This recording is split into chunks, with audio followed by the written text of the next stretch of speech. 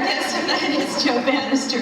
Joe is a former IRS agent who was with the Criminal Investigation Division of the IRS, and he did an investigation on his own time for approximately 2 years into some constitutional questions. When he was done, he handed it over to his employer, and well, you'll be surprised to hear what they said, and they politely pretty much asked him to resign. So we're going to hear all about it tonight. So would you please welcome our guest, Joe Bannister.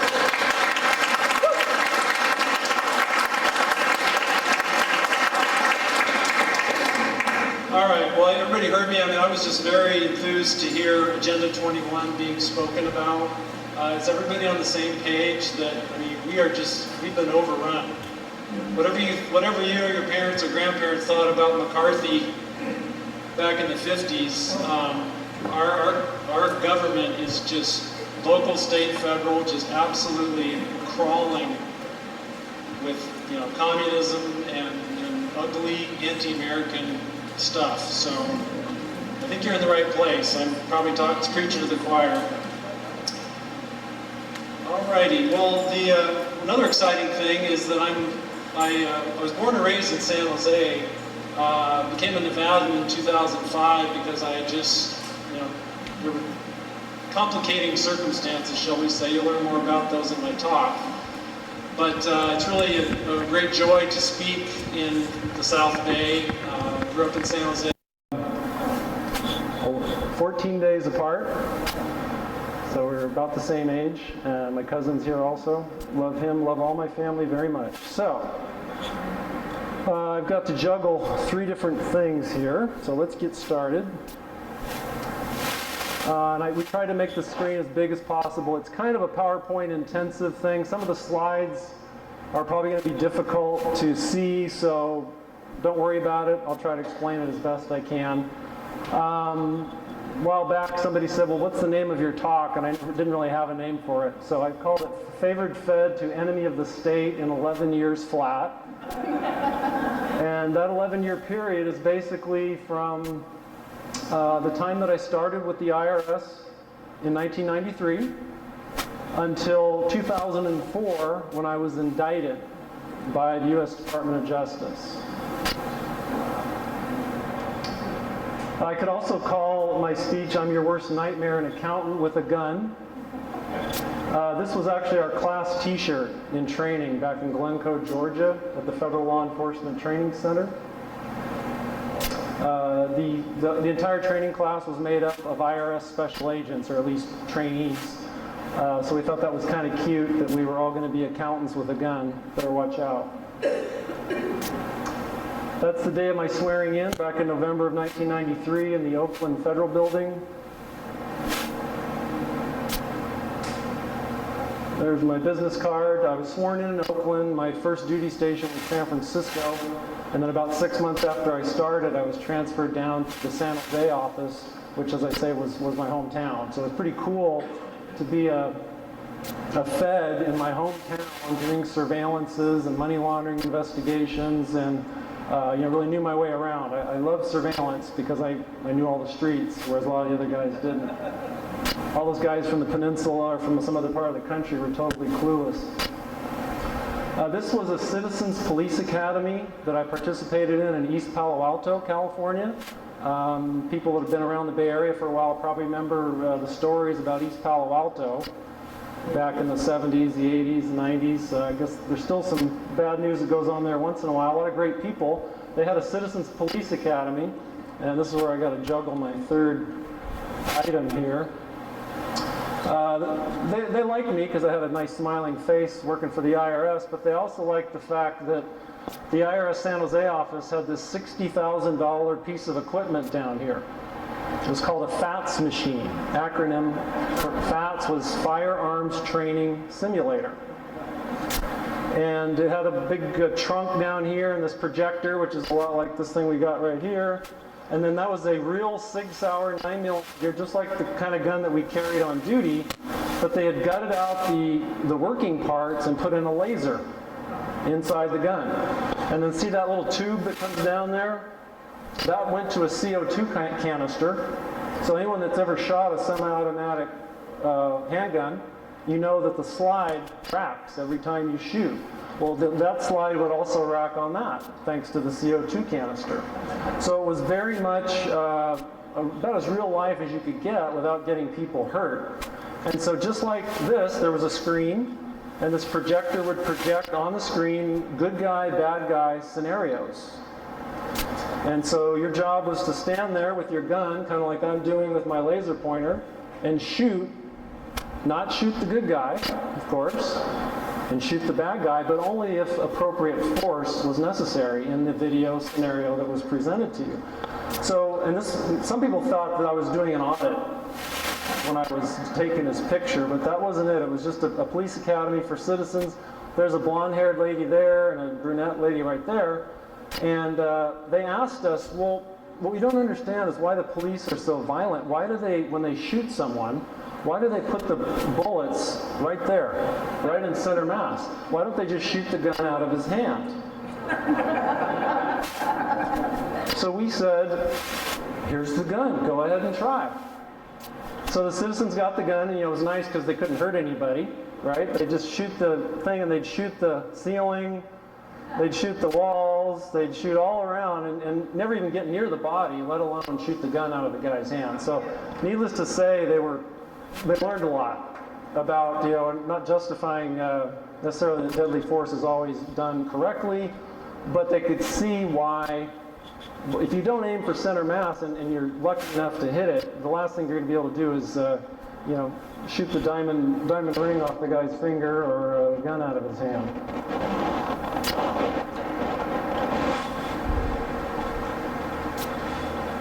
Now, you probably didn't know about this, but there's an anti-government training compound down in San Jose, and that's where I was raised.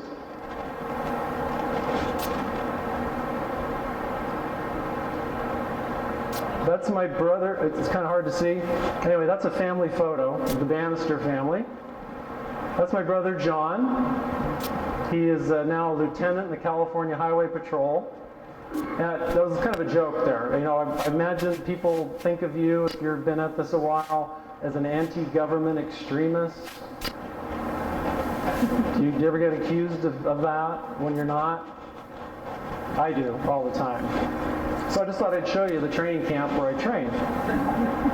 So my brother John, a lieutenant in the California Highway Patrol. My brother Jeff, he's an officer with the San Jose Police Department. My mom, Ann, in the center. My dad would have been pictured there, but this picture was taken shortly after he passed away. So my mom and dad lived till death did they part. My brother Jim is a battalion chief with the Daly City Fire Department. And then there's Joe, the pencil neck guy with the gun and badge over there. That's the Bannister family, or part of it. Now, this is my uncle that I was talking about. 30 plus years with the Santa Clara County Sheriff's Office.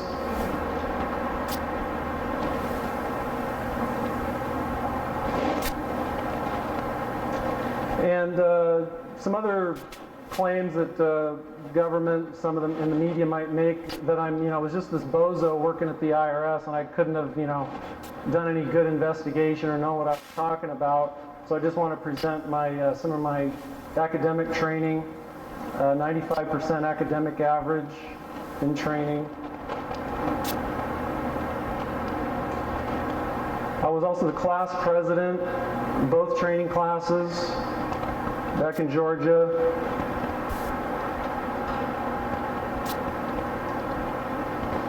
So I started with the IRS in November of 1993. I was sworn in. Every federal government employee, pursuant to the Constitution, is required to be sworn in. They have to swear an oath to support and defend the Constitution from all enemies, foreign and domestic. And that day that I took that oath, I was very mindful of what I was doing. I was taking an oath to God, and I intended to abide by that oath every day. My career there was very much in the forefront of my mind, and never left me. So I call these the pre-enlightenment days at the IRS. Basically, I had a lot of family and friends who were in law enforcement, And that's kind of where I wanted to go. I ended up graduating from San Jose State back in 1986 and became a certified public accountant and was in the private sector for a number of years and decided that I just couldn't stand to be an accountant for another 30 or 40 years without a little more excitement in my life. So I decided to look into law enforcement careers, and I decided to apply to both the Federal Bureau of Investigation and the IRS Criminal Investigation Division. Does everybody know that IRS agents carry guns, special agents? Most people are pretty surprised at that. Anyway, I expected to spend a 20-year career at the IRS, retire. In a law enforcement position like that, which is kind of funny because I'll talk later about how it's really a question about whether IRS special agents are law enforcement, but for sake of discussion, law enforcement people in the IRS work a 20-year career, not 30, not 40. They get a full retirement after 20 years. Pretty sweet deal. So actually, I started in 1993. What year is it now? 2013? I would have been retiring. Probably would have gotten between $100,000 and $150,000 a year for the rest of my life at 50.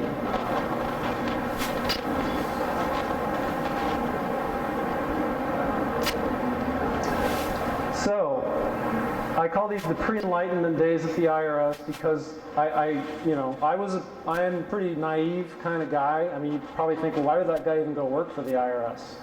But this was a criminal investigator position. We worked on very high-level investigations, sometimes jointly with the FBI, the DEA, the Secret Service, you name it. These were really high-level investigations. In fact, I'll show you some of the positions that I held. You know, this was not, let's go down and audit at the Mexican restaurant and make sure they've got all their receipts. So I rose to the highest level of non-management, grade 13, before I'd even spent 5 years there.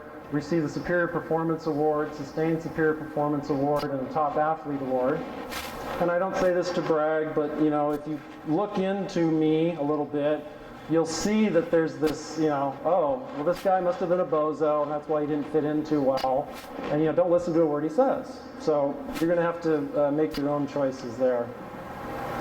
I was also the asset forfeiture coordinator for the Central California District, which would have included San Jose, Morgan Hill, all the way down to Salinas and beyond. I was the Organized Crime Drug Enforcement Task Force coordinator for the Central California District, and Firearms and Defensive Tactics coordinator as well. So you might think that looks like a pretty rewarding career, progressing rather nicely in the IRS. But you would be wrong.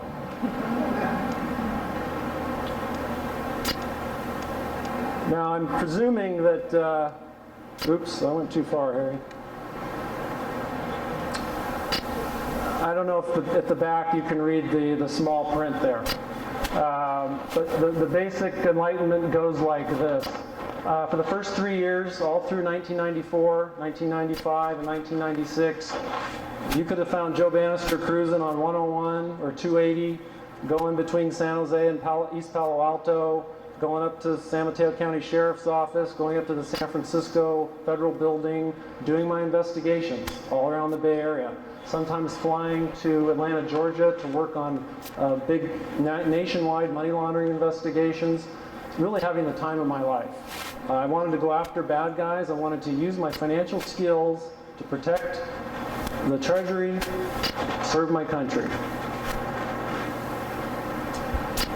But anybody ever heard of KSFO? Yeah.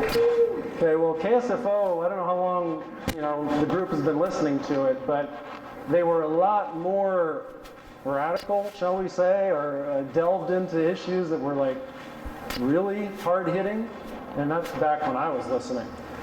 Anyway, there was a host named Jeff Metcalf, and Jeff was a fantastic guy. He had the military experience. He talked about the Constitution. He didn't care about who was right or wrong. It was about what was right or wrong. Very stand-up guy. And I listened to him for 2 years. I was listening to him I could barely pick him up on KSTE in Sacramento. And when he came to San Francisco and I could actually pick him up in San Jose, I was on cloud nine. So anyway, Jeff was a real good talk show host. Well, one day in December of 1996, about 3 years into my career at the IRS, I'm listening and he has this guest on named D.V. Kidd. And D.V. claimed that most Americans weren't required to pay the federal income tax. And I'm like, look, lady, I got this gun on my left hip, these handcuffs, a shotgun, bulletproof vest. You're saying that this tax is voluntary, and I'm telling you, it ain't voluntary. Everybody's required to pay it. That was my initial thought. Now, why not? My entire professional life revolved around the income tax. I became a certified public accountant in 1991, accounting degree out of San Jose State in 1986, out in the private sector, helping clients with tax issues, corporate, partnership, individual, 1040s, 1120s, 1065s, 1041s, 1099s, W-2s, you name it, okay? So everything about Joe revolved around the income tax. Now, why is that lady messing with my income tax? I mean, I'm investigating people to put them in prison over this income tax. How dare she say these things?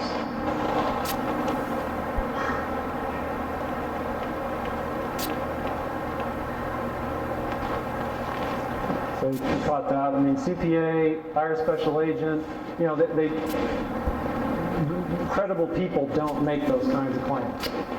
But then I thought to myself, how could this be? Either I can't read people's character worth beans, right? Because I thought Jeff Metcalf, the talk show host, was a good guy, a stand-up guy, a truthful guy. But he has a crazy lady on saying that there's something wrong with the income tax. Who's telling me the truth? Where are my investigative skills? How could I misread Jeff Metcalf? How could D.V. Kidd be telling the truth? That can't be. Neither one could work in my mind. So I decided the only thing I could do was to actually look into it. D.V. Kidd provided an address in Colorado where I could send away for a couple booklets. And that was the start of my journey. One was called Why a Bankrupt America, and the other booklet was called Blind Loyalty. And in these booklets was just a ton of information about the income tax, the Federal Reserve, you know, then getting conspiratorial stuff like the Rockefellers and the New World Order, and things that now, like with Agenda 21, we talk about like, hey, you know, did you hear the latest about Agenda 21? Whereas 10, 20, 30 years ago, if you said something like that, people would just start to back away from you. So those of you who are, you know, my age, 50 or older, or maybe younger people too, you've seen a sea change in people's reactions. It's very welcome as far as I'm concerned, I'll tell you that. Anyway, after getting my feet wet with, oh, this woman thinks these things, she says these things, Jeff Metcalf allows her to say these things on his radio show, which is very odd. What am I going to do about it? Well, I have to check into it.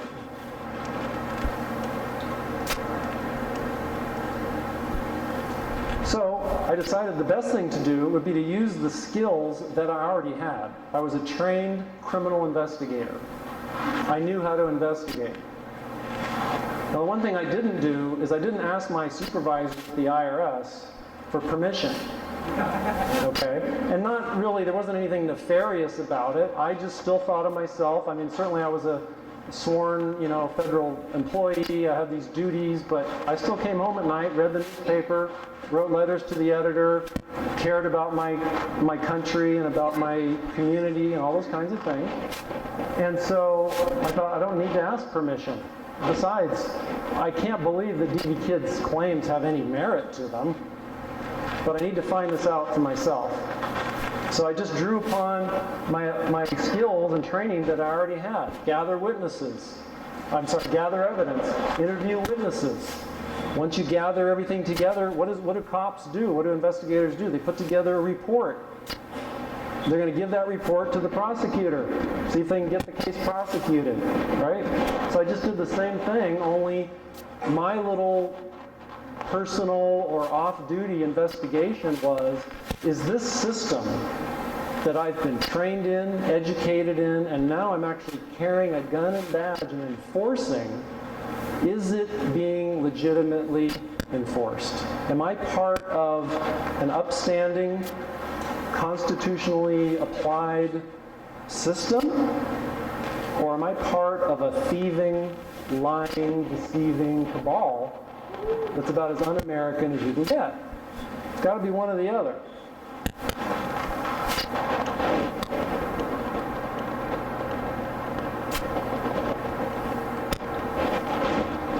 So these booklets that I got from DD Kid, they had a whole wealth of information. But you know, you've seen booklets, you've seen pamphlets. It could all be BS, right? You don't know.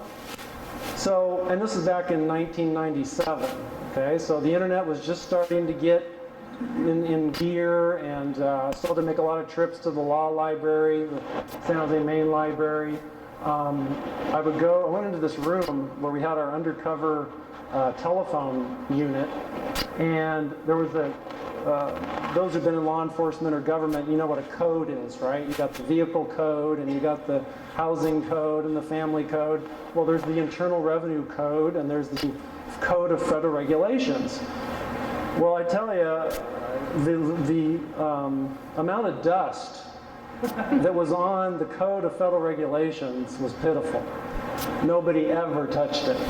But that was those were actually all the laws, or all the manner in which the Secretary of the Treasury would enforce the Internal Revenue Code. It's important stuff. So is the Internal Revenue Code itself, of course, because that's a codification of the laws that have been passed by Congress and signed by the President. What I found out was that the vast majority of IRS agents, if not just about every single one of them, they rely on their training books, on their binders, on the pamphlets, on stuff that's not the actual law. It's not the actual court cases. It's not the actual statutes. And the dust on the Code of Federal Regulations gave me some clue. They don't ever look at it. So because we're short on time, and I know those chairs are not very comfortable, the long and the short of it was I spent all of 1997 and all of 1998 and just a little bit of 1999 researching, investigating, driving my family crazy with wanting to make sure that what I was doing was in conformity with my oath, was in conformity with my upbringing, was in conformity with my Catholic faith. I mean, we have commandments, right, that we're supposed to obey, like not bearing false witness, not stealing. And at least with us Catholics, I mean, even if you help someone, even if you are silent while they do it, there's all kinds of ways to get tripped up. So I didn't want to mess with any of that. Okay, I knew I had a duty to at least investigate it, and then, wow, after that 2-year period of off-duty research, I realized that I had a big tiger by the tail. Uh-oh. There's a lot of evidence here to indicate that what DV Kid said on the radio back in December of 1996 was actually true. And here I am, a sworn IRS special agent, sworn to support and defend the Constitution, who maybe wishful thinking said, this stuff ain't true, or you don't really have to speak up about it, or you don't have to do anything about it. But my conscience and all of my moral, ethical training was telling me, you have to speak up about this. You've got to ask questions and figure something out. So what I did was I put together some of the highlights. Believe me, the amount of information is humongous. But I tried to put some of the highlights into a report that was 95 pages long, and I called it Investigating the Federal Income Tax, a Preliminary Report.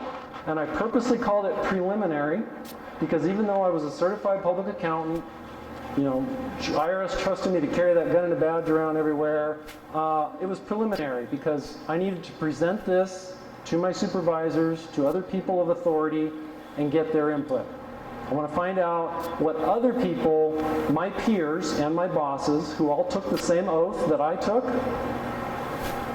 many of them were Christian, or at least claimed to be. They were all governed by the same Treasury rules of conduct that I was. We all basically have the same standard that we're supposed to adhere to. So I thought, I'm sure it's going to be awkward, but I need to speak up and present. So I went ahead and presented this report as well as a transmittal letter. And in the report, just to move fairly quickly, because 2/3 of this report is available on my website, which I'll have at the end, but if anybody's taking notes, agentfortruth.com and freedomabovefortune.com. 3 allegations are synthesized into 3 main points.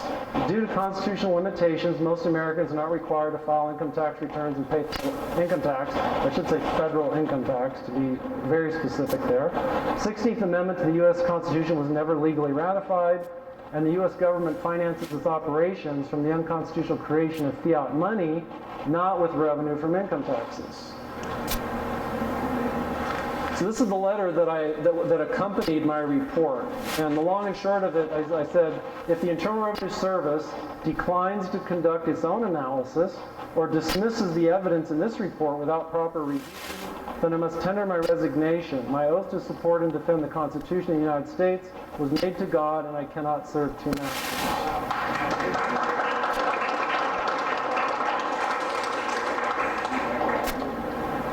Well, here I had all these feelings of, got to do the right thing, got to do the right thing.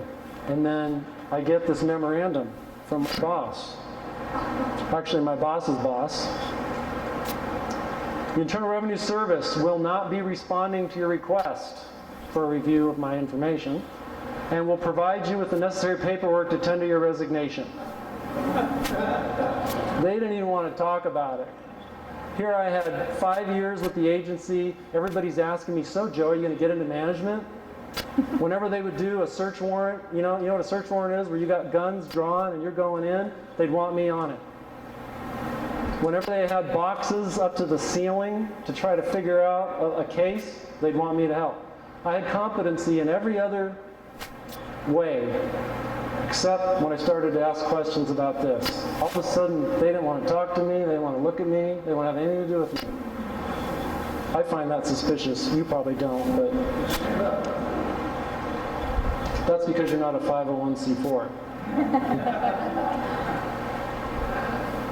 So just to give you a sampling, it's a very deep issue. This is not a sales pitch to take on the IRS, to stop filing your tax returns next April 15th. I'm just telling you, the IRS is lying to you, and our Congress is not doing anything about it. And don't take on the IRS one-on-one, but please become an informed citizen, become an informed juror, and get your facts. You won't believe it when you're done. I didn't. So, the average working American is not liable to pay the federal income tax. The law clearly states that only Americans who are liable for the income tax are required to keep records and file tax returns. Now you might ask, well, what about the IRS? What do they say about being liable for the tax before you're required to keep records or file returns? Ever seen that before? Ever get the 1040 instruction booklet? Maybe some of you even have one at home. When you go home, check it out. There's something called the Disclosure, Privacy Act, and Paperwork Reduction Act Notice.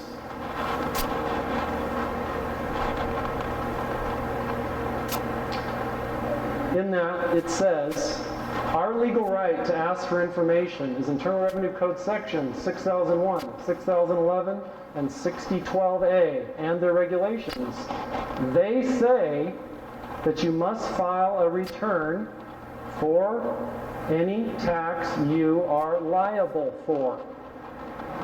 That's right out of the IRS's own booklet, and they have to give you that notice because the Privacy Act and Paperwork Reduction Act require them to give you that notice.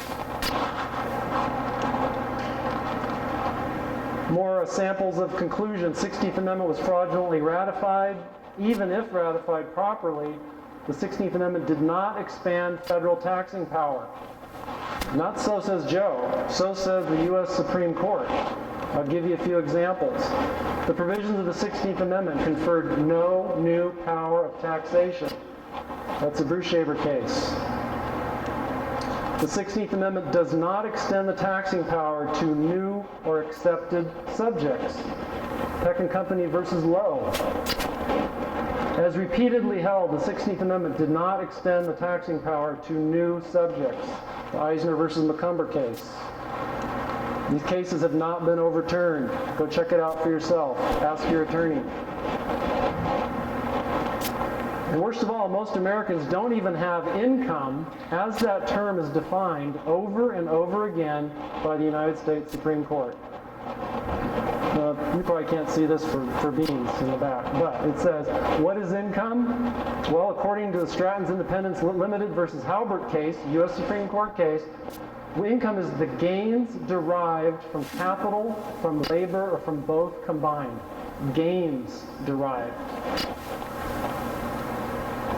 Eisner case, a gain, a profit, something of exchangeable value, proceeding from the property, severed from the capital, being derived, that is, received or drawn by the recipient for his separate use.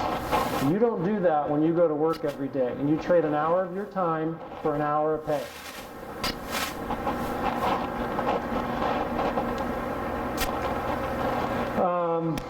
I don't know how we're doing on time, but a little monologue about the Criminal Investigation Division. That's where I used to work. Hopefully you'll find this interesting. It's a little bit, maybe a lot PowerPoint intensive, so bear with me. We'll try to work it out, and I'll explain whatever I can that you can't see.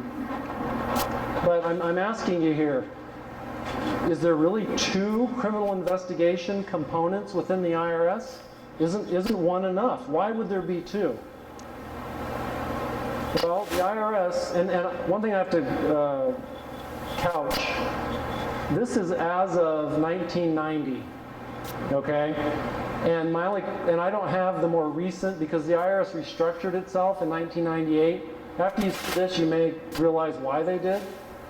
You ever heard of 52 pickup? You know, when you can kind of figure out what the cards are until they throw them all on the ground, and then it's over, right? Well, that's basically what the IRS, I believe, they did. They wanted to just shuffle everything up, because what was happening is this information that I'm going to show you was about to be published on the internet for the first time. Remember, we're talking back in the 90s.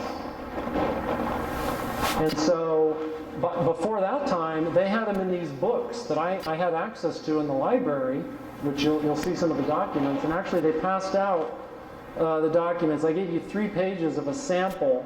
Those are actual second-generation photocopies I made of Commerce Clearinghouse edition of the Internal Revenue Manual. Pages out of the Internal Revenue Manual. That's the Bible that the IRS would use to conduct its business.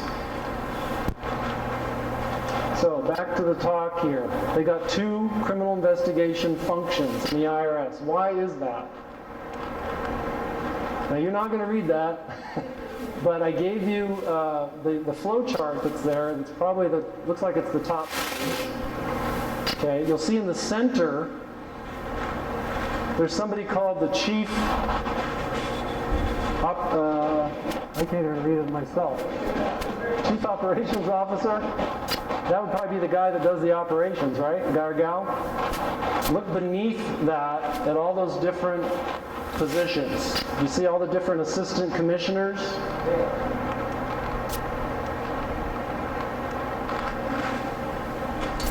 Well, this is a flow chart, and I didn't give you this copy. I ran off 150 copies. You'll have to ask me back if you want to see more copies. But this is another flow chart, basically a supplement to that one. The reason I gave you that one is I wanted you to see that that's the entire IRS organization. So if you think I'm playing a shell game with you and not showing you the whole picture, I gave you the whole picture. I'm showing you snippets and segments of the whole picture. So this here is those ones that you see going down vertically. Those are those same assistant commissioners going horizontally. Assistant Commissioner Collection, Assistant Commissioner Criminal Investigation, Assistant Commissioner Employee Plans. Are you seeing that on yours? Okay. Assistant Commissioner Examination, Assistant Commissioner International, Assistant Commissioner Returns Processing, Assistant Commissioner Taxpayer Service. Don't mean to bore you, but it makes sense, right? That you'd have these assistant commissioners that would oversee these different ways of taking care of the income tax. Makes sense, right? Collection, criminal investigation, employee plans, examination, international, returns processing, taxpayer service. Everybody's got a little job to do in the IRS.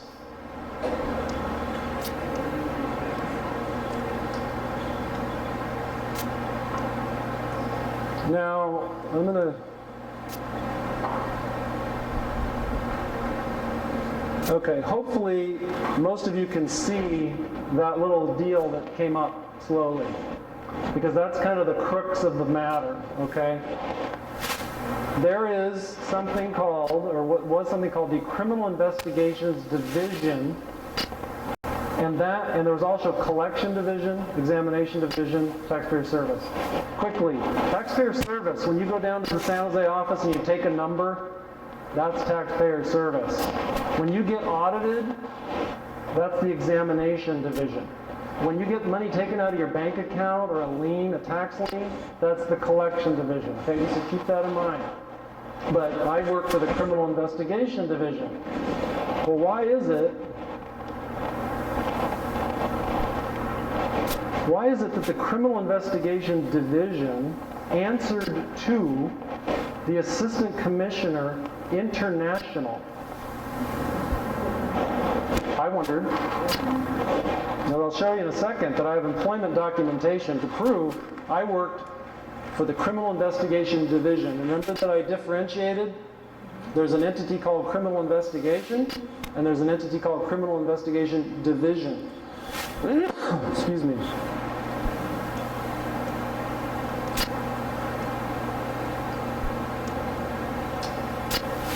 Again, I don't know how many can read that, but I do have, I believe, I don't know if it's the second or third page. You should see on the right-hand side, it says Criminal Investigation Division on the heading. You can read it there right in front of you, but I've got it up here on the screen. The Criminal Investigation Division enforces the criminal statutes applicable to income, estate, gift, employment, excise tax laws, as well as applicable Title 31 and Title 18 violations involving United States citizens residing in foreign countries and non-resident aliens subject to federal income tax filing requirements. Wait a second. I got sworn in at the Oakland office. I started at the San Francisco office. I was transferred down to the San Jose office. All my surveillances, or 98% of them, were in San Jose, in the Bay Area. If the division that I work for is supposed to be investigating these different kinds of tax issues involving United States citizens residing in foreign countries, I should have gotten quite a few trips to Europe, don't you think? Or if not, why would the IRS Bible, the Internal Revenue Manual, say that that's what my division that I work for was responsible for, and yet I'm tooting around the Bay Area looking at people, investigating them, surveilling them, gathering information on them. Seems, I don't know, are you getting it? Does it seem like kind of a conflict? It did to me.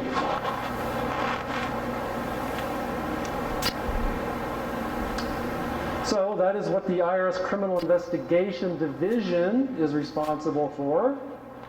But wait, didn't Joe say there were 2 criminal investigation departments? Yes, I did. So let's go to that organization chart one more time, quickly.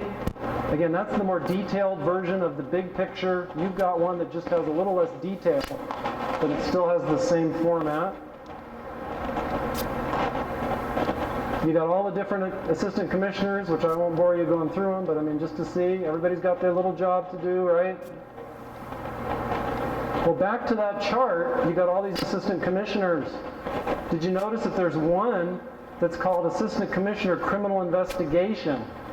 Remember I told you that I looked at the chart and I found out that my division answered to the Assistant Commissioner International. But then why wouldn't I answer to the guy called Assistant Commissioner Criminal Investigation? I mean, who'd have thunk it? Of course, the IRS thinks a little differently than the rest of society. But still, I would have thought I would have worked for the Criminal Investigation Assistant Commissioner, but I didn't.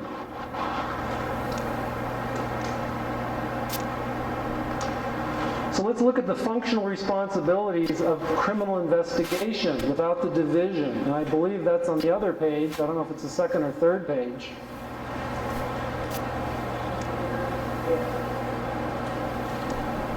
And let's see.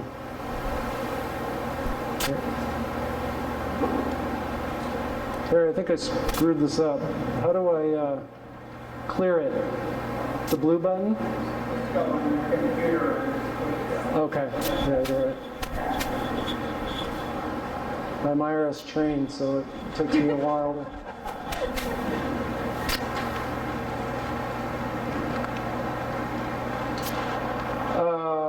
This is even hard for me to read, so I'm going to come up here a little bit. The reason I put these, side by side, and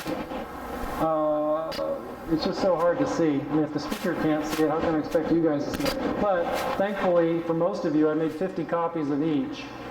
Compare them yourself, and you'll see that in the criminal investigation guy over here, not the division, they don't talk about enforcement, they talk about the mission of enforcement. And they talk about voluntary compliance.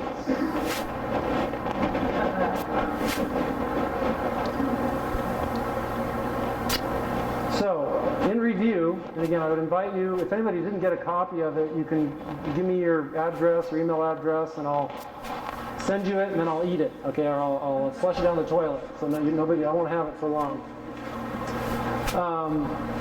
The NSA is listening to everything anyway, so I don't know what it matters. So, in review, we've got an Assistant Commissioner International, and we have an Assistant Commissioner Criminal Investigation. They're two different positions. Under the Assistant Commissioner International, there is a Criminal Investigation Division. That's where I used to work. And it's limited to investigating taxes involving United States citizens residing in foreign countries and non-resident aliens. Much more limited than you might have thought, huh? I sure did. Then under the Assistant Commissioner Criminal Investigation, the guy I thought I would have been working for but wasn't, there's a criminal investigation function whose mission is to foster voluntary compliance and ensure public confidence through the effective enforcement of criminal statutes. The division, it says, enforces. It's real direct. We enforce. But over here, these guys, they foster voluntary compliance through the effective enforcement. Sounds kind of mealy-mouthed to me. So inquiring minds might want to ask, so Joe, which criminal investigation department did you work for? I've already given it away. This is one of my one of the sheets that was issued when I was promoted. And I don't know if anybody can see it. I try to make it as big as I can.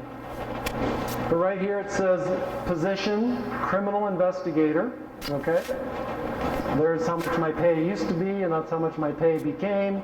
And it says right there, Internal Revenue Service, Western Region, Central California District, Criminal Investigation Division. There it is a little bit bigger.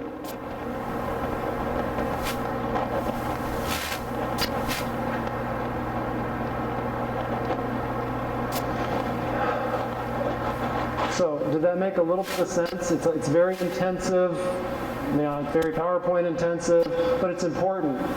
The bottom line is, remember that DV kid saying these wacky things on the radio, and all it took was for me to really dig and see who's telling me the truth. Well, the IRS's own Bible, their own manual, the way they're supposed to run their shop, said that guys and gals in my position were only supposed to investigate Americans who were working or living abroad, or non-resident aliens who were coming here to work. Is that most of America? I don't think so.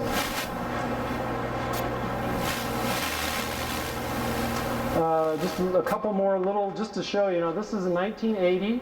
These were hearings in the Senate Finance Committee. There was a senator named Lowell Weicker. Maybe some of you might remember him, from Connecticut. He was the governor of Connecticut at one point. He went to either Harvard or Yale. It was, Ivy League schooling, lawyer. Here's what he said in 1980. I want to make the statement here just so that we all understand the ground on which we stand. The IRS is not, underline not, a law enforcement agency. It is a revenue collection agency.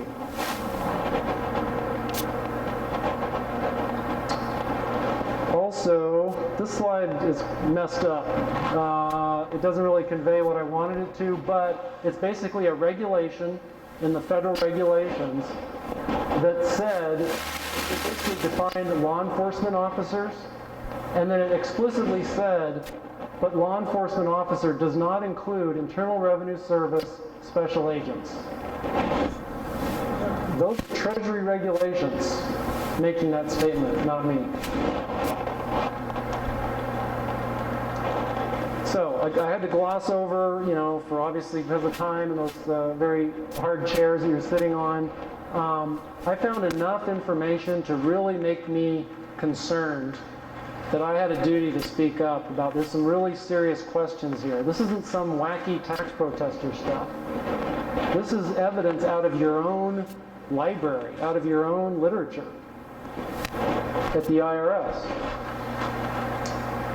So I showed you that memorandum where I was sent home for a week. They asked me to resign, and I figured I'd better resign with my reputation intact, because if I stay here long enough for them to ruin my reputation, I'm done.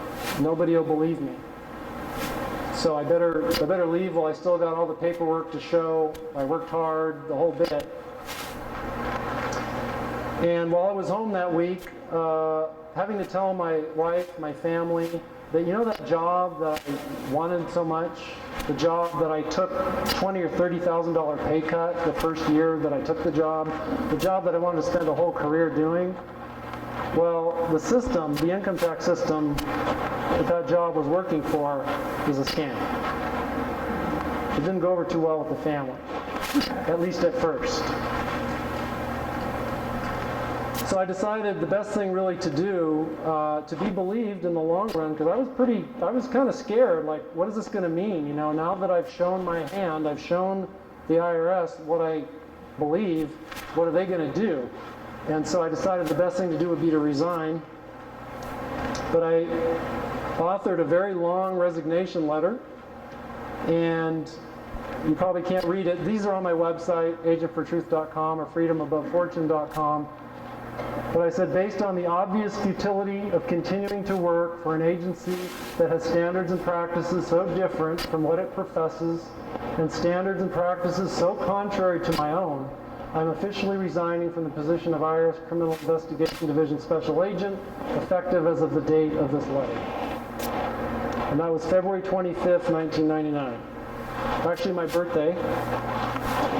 And believe it or not, everybody heard the 16th Amendment, the so-called income tax amendment? That's what ushered in what we see today.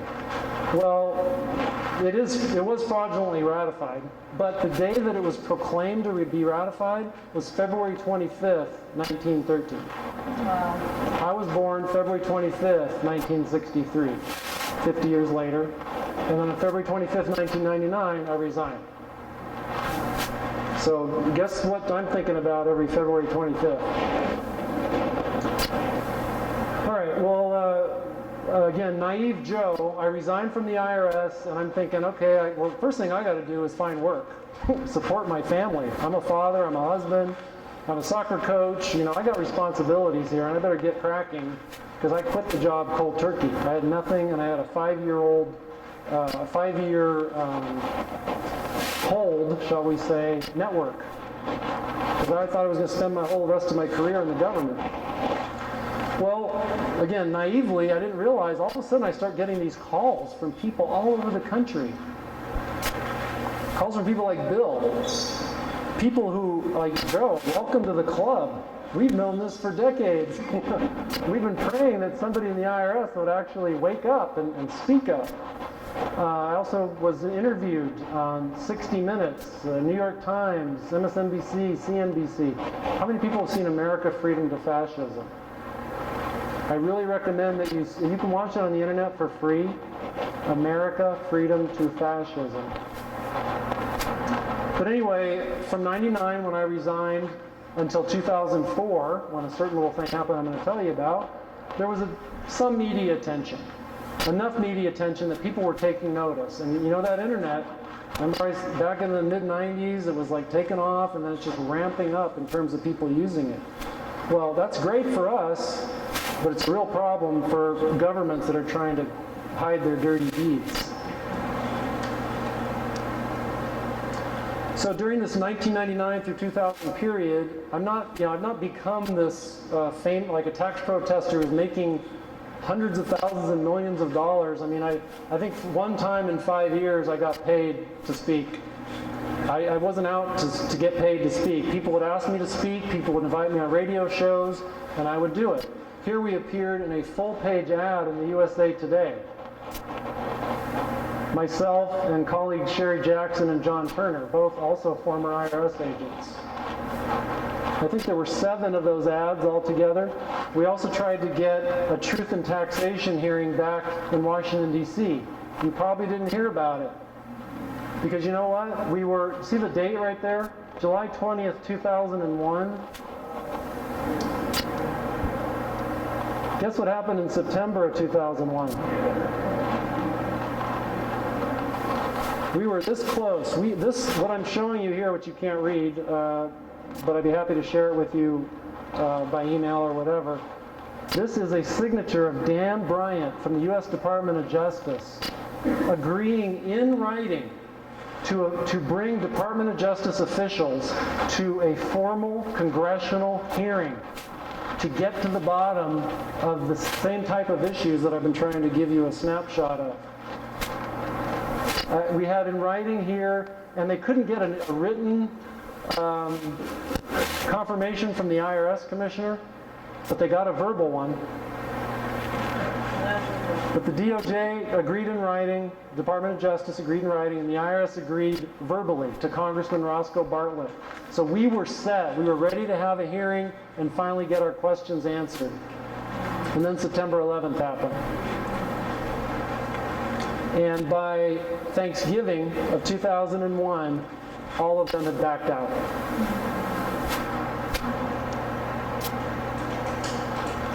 So we had ads in USA Today, in publications. We tried to get out as much publicity as we could. You probably never heard about it, except for a few people. So the IRS had just about enough of all these questions and scrutiny, a few of them coming from me.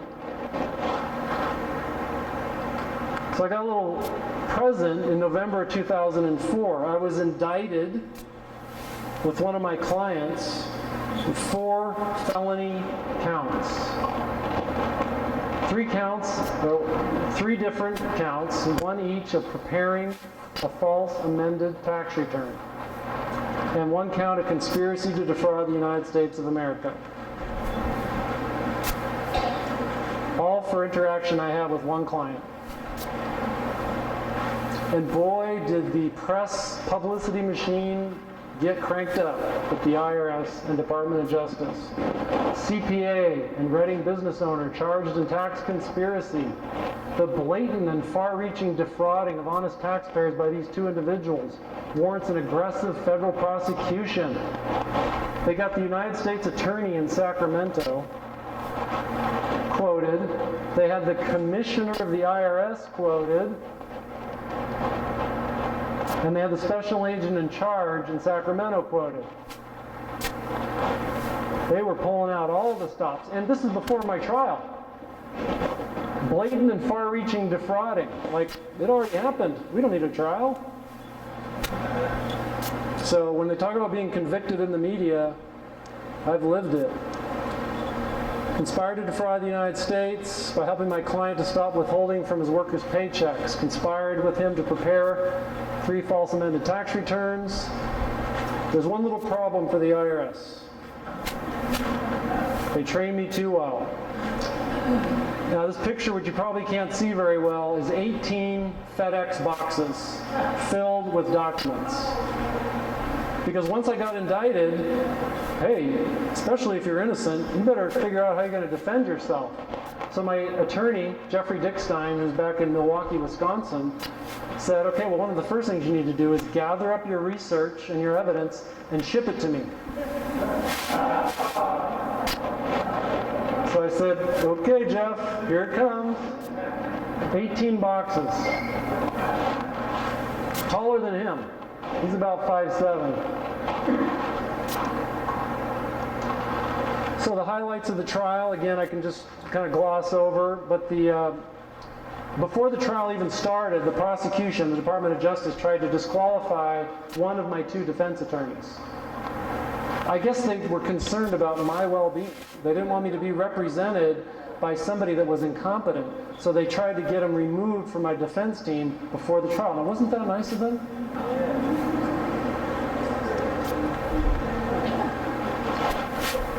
There was a 28-year veteran IRS revenue agent, an auditor, who testified. There was a little problem, though. He couldn't point to one single false thing in these tax returns that I prepared. And remember, I was charged with preparing false tax returns and seeking a fraudulent refund? But their star witness couldn't point out anything false on the returns. And my attorneys were very aggressive. They went through those tax returns page by page, section by section, line by line. Is this false? Is this false? Is this false? To get that guy to have to say no, no, no, no about 50,000 times. Because those returns were flawless.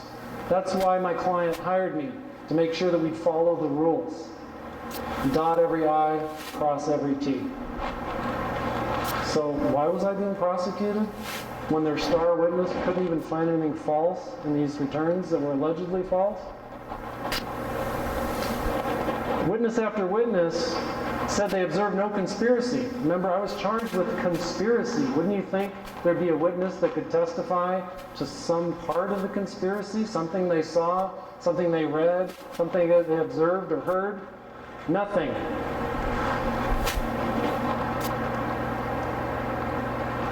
The case investigator, Sean Breslin, a special agent that I used to work with, he got up on the witness stand and he said under oath that he encountered no evidence that the IRS was impeded, impaired, or obstructed.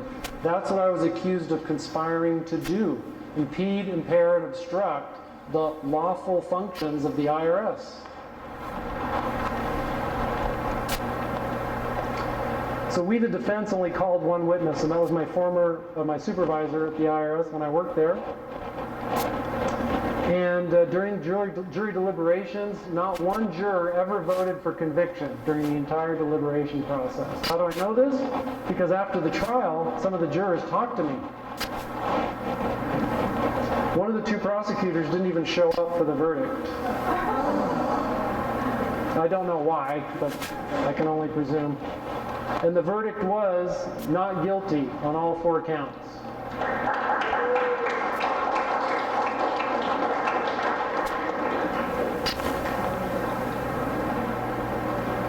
Now, there was one consolation for having to go through this horrendous process, and that was the media reporting very fairly and balanced about the verdict.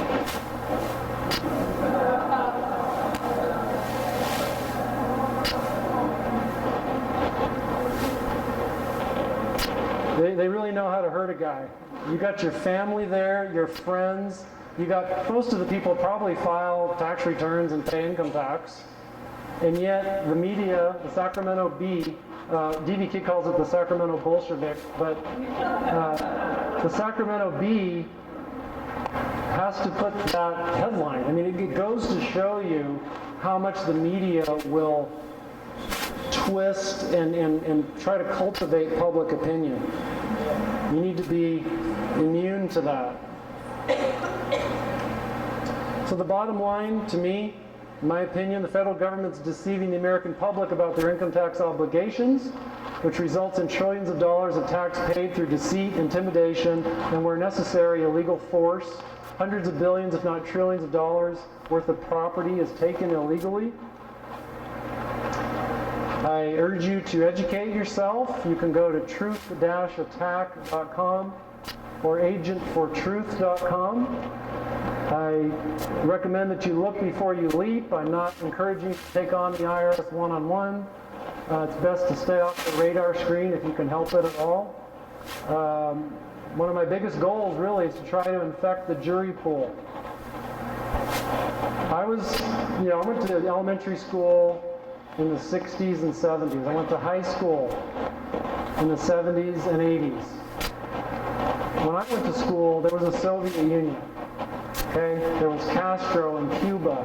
And we were always taught about these ugly communist nations where they put people in prison who had done nothing wrong. They were political prisoners. And I was raised to think that we don't have political prisoners in America. Okay? Naive Joe, I understand, but it's still a worthy goal, isn't it? I don't want to live in a country and I don't want to cooperate with a system that does the same thing that the former Soviet Union did, or that communist Cuba does, or China. So that's why I think it's so important. We are all, not me anymore, but you all could be potential jurors. Your friends, your family could be potential jurors. So I urge you to look into this deeper and see that the people that embrace these issues are good people. Now there are some people that if they tell you, hey, pay me this $3,000 or $2,000 or $5,000, and you follow these 10 steps, and I'll make sure you're free from the IRS. You need to run away from those people. Okay? You can find out a lot of this information absolutely free. And in the privacy of your own home, where only you and the NSA know that you're doing it.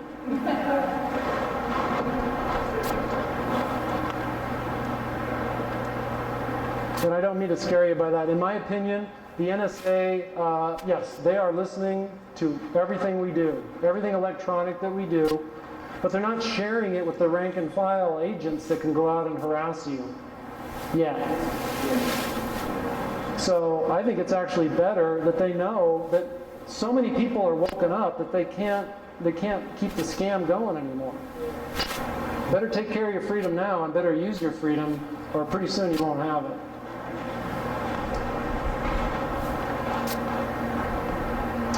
And of course, I always recommend the spiritual toolbox. Pray frequently, asking God to heal and bless our country. Obey the commandments, especially refrain from taking God's name in vain. Be a good example to your fellow Americans. And watch your back and wallet, because, and this, you brought this up earlier, you know that the IRS is targeting groups. If you have Patriot in your name, 9/11, Tea Party, and I'm afraid it gets a little worse than that. Did you hear about the Army Reserve training video, presentation?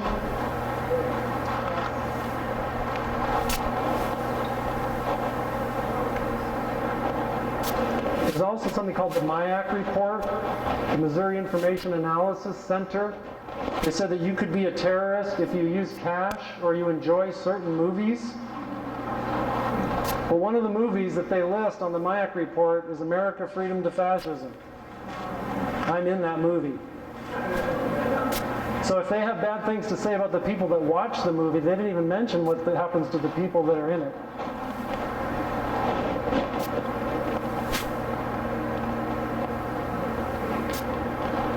That MIAC report describes supporters of presidential candidates like Ron Paul, Chuck Baldwin, and Bob Barr as militia-influenced terrorists. This is the Army Reserve presentation that was given not too long ago about extremism and extremist organizations. Their goals are inconsistent with the Army's goals. And on that list, there's me. I'm a Catholic. Right there with the Ku Klux Klan and the Army of God and Sunni Muslims and the Nation of Islam. That's what the U.S. Army is teaching its recruits.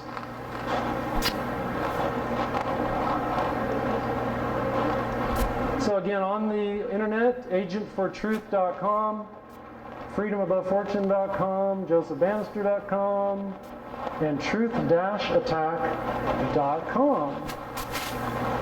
Check out the law library section of truthattack.com. And that's it. Thank you very much.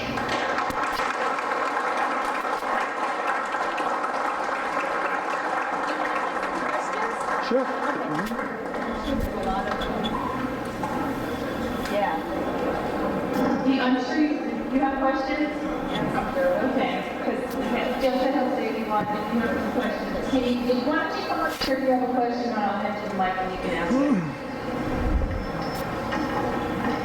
Hello, Mr. Manager. I have a question about taxes. Yes, of course. I own a business, and this may apply to some people here. I understand that they cannot tax our labor, but I own a business, I sell stuff online. Can they still tax me for that? For all intents and purposes, you're a captive. Okay, with being online. Did everybody hear the question? Everybody pretty much heard it? He says he owns a small business. He does some of his work online, whether it be gathering customers or advertising. You're pretty much a captive audience in the sense that just like the public can access your website, so can the IRS. And so if you stop giving them information about yourself on a tax return, they're going to come and figure out a way anyway, especially if you've already been filing and then you stopped. I understand the argument that they can't tax our labor, but can they tax my business, which is selling private property, or not private property, because they're tax property. Right, but is it a sole proprietorship? Not incorporated, but... I mean, is it a corporation or an LLC, or is it just you selling goods? I'm a sole proprietor right now, yes. So you're basically making a living. You're making a living for yourself. Yes. You maybe could argue that you have gains. In other words, you sell something for $10, you buy something for $10, sell it for $20, $10 gain. But you're still not liable. There's no law that the Congress has passed in 100 years since the 16th Amendment came into play, where they passed a law that made you liable to pay a federal income tax. And without a liability statute designating you as liable for the income tax, there's no statutory teeth that should be able to come out and grab you. Now let's say should be able to. The IRS hasn't been obeying the law pretty much since the beginning. And it's only in the last 10 or 20 years with the advent of the internet and people waking up to this that there's even a question about it.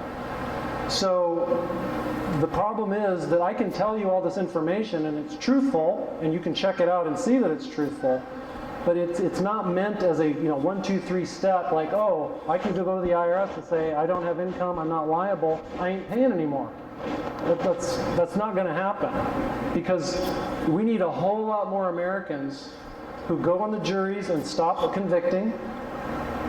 And when there's a lien placed on your neighbor's property, there's 100 people or 1,000 people at the IRS office complaining about it, and we need to get active and tell our government and our leaders we're not taking this anymore. But you, as a business owner, most of what you do is accessible and viewable by the government and the taxing authorities.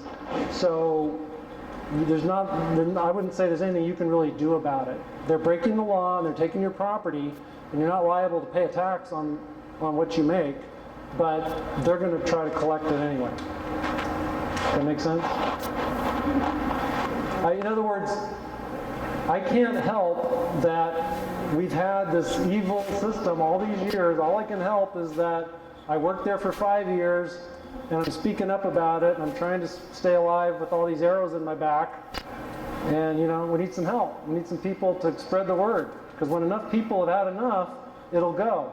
Remember that little thing called slavery? One of the reasons that it went away is because people stopped convicting those that were brought to trial for helping black people to stop being slaves.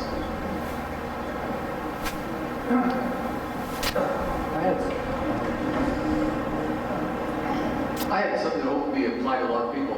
I was audited twice, and I found it quite humiliating. Went to Oakland one time, to Federal, up in Placerville, and I heard a lot of rumors and stuff, but is it true that IRS agents work on commission?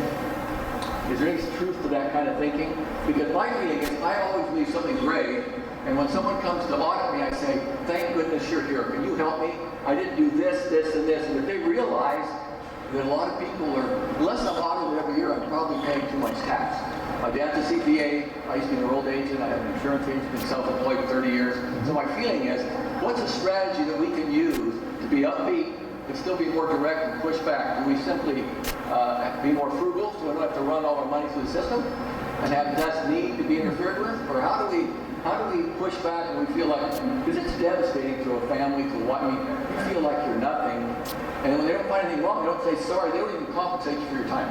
Right. So very good questions. You rattled off quite a few, so I'll try to address them all. Basically, he was formerly an enrolled agent. His dad was a CPA, and he has tax returns that involve, sounds like the ability to, how do we say it? You could take more liberties with your deductions if you wanted to, but he actually is very conservative with his deductions. And maybe even conservative, he over-reports his revenue, over-reports his income. So when he gets audited, they don't have anything. Most people will cut it right to the line or be too aggressive. Then the IRS comes and they make you back off. Then you end up owing taxes and penalties and interest. So your way is certainly more expensive, but in the long run, it's also very practical.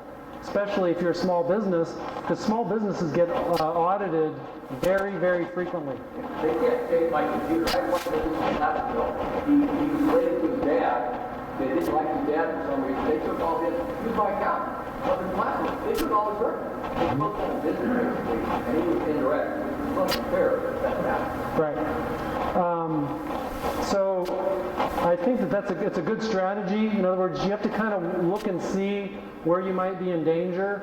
I guess I would say that the people that are retired, who file a tax return, they don't pay a lot of tax, there really aren't any ways that the IRS can harm you, right? Because you don't really have that many deductions.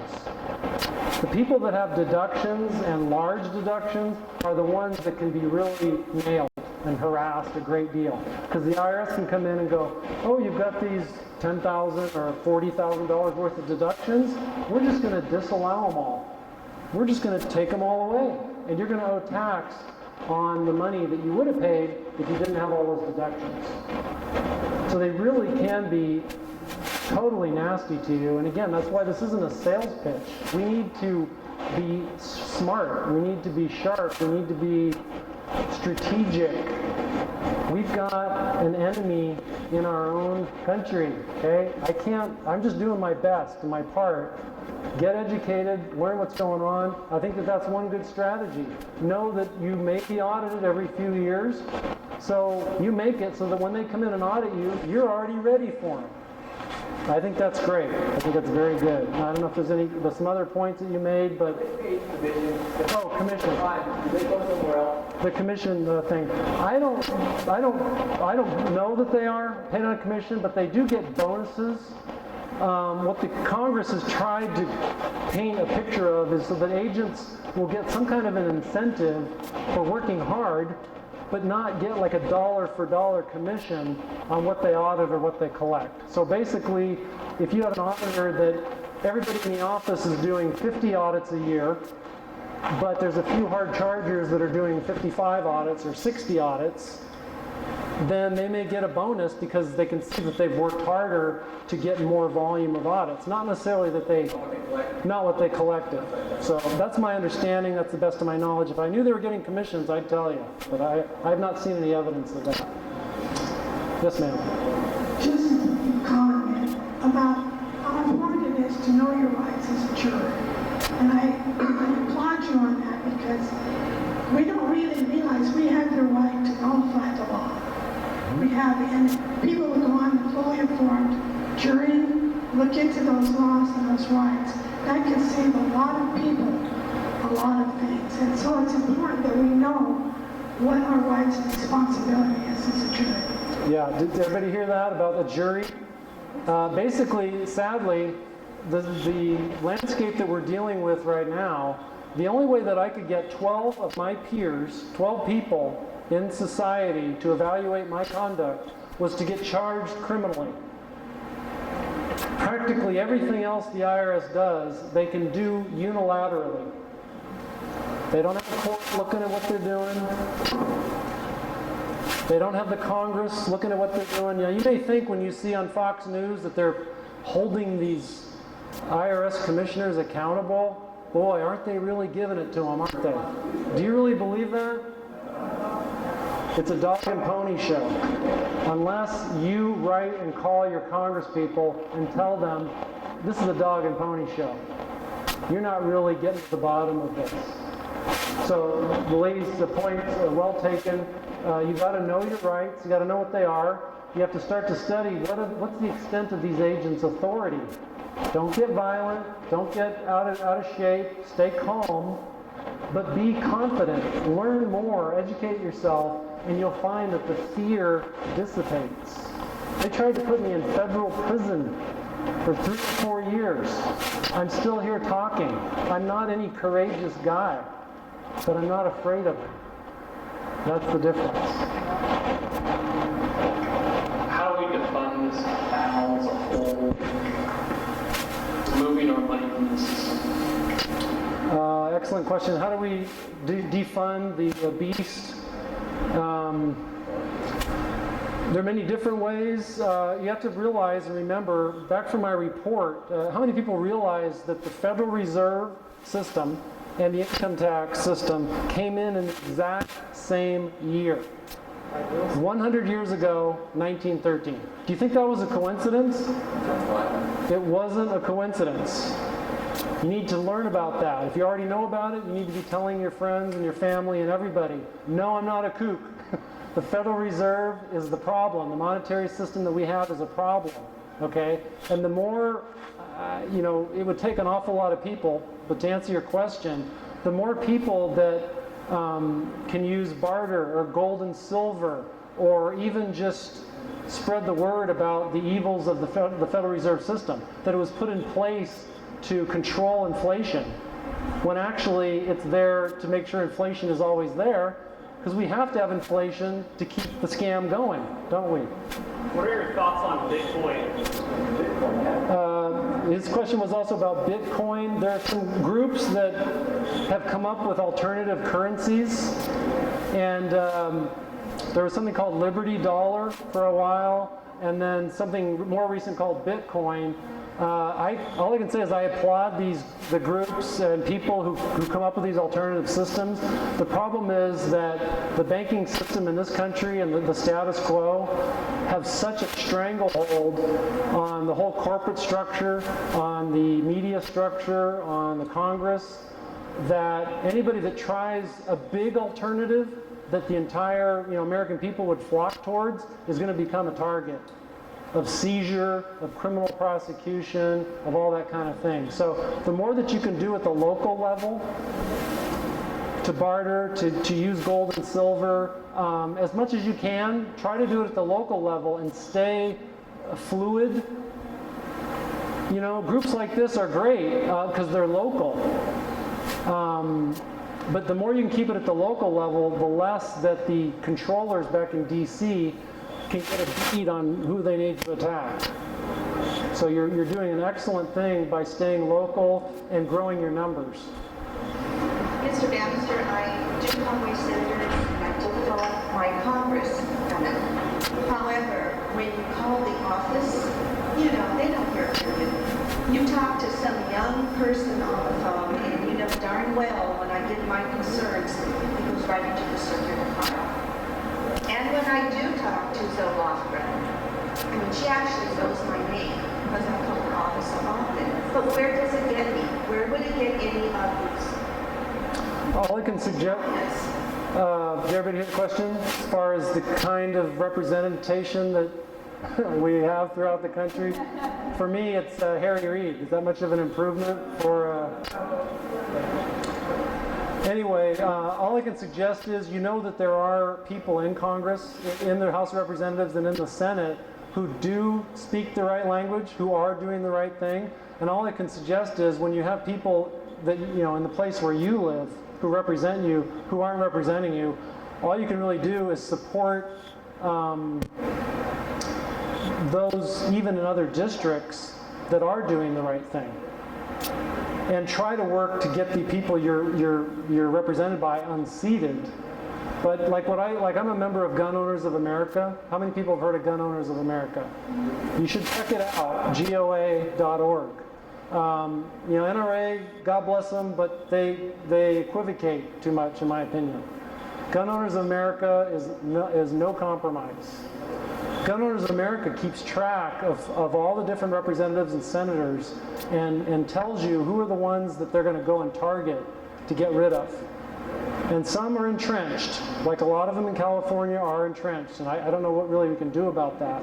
But you join these groups like Gun Owners of America, you can find out on a nationwide level who we can support and who we can drag support away from.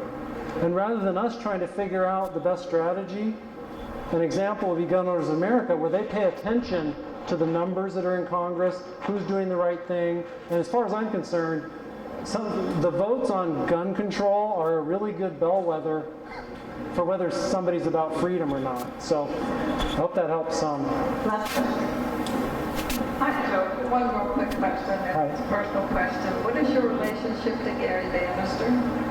Gary Bannister. Is that going to get him in trouble if I tell you? No. He's my uncle. He's my dad's brother. And he... Well, I have been his kid and Stanley's neighbor for 38 years. And I'll tell you, if you come from that same group of people, you're going to be well respected.